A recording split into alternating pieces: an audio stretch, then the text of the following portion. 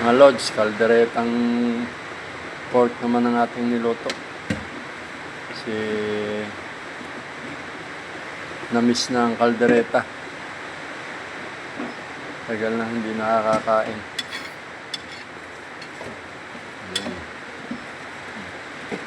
Sa mga lods, oh. Yummy, yummy. Sigurado na naman ang ano rito, only rice. Ubos ang mga bahaw dito, sibak talaga.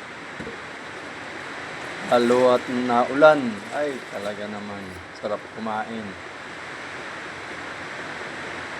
Tara na mga lods, let's eat na. Tikman natin ang kaldereta. Ang gaano kasarap. Yummy. Shout out.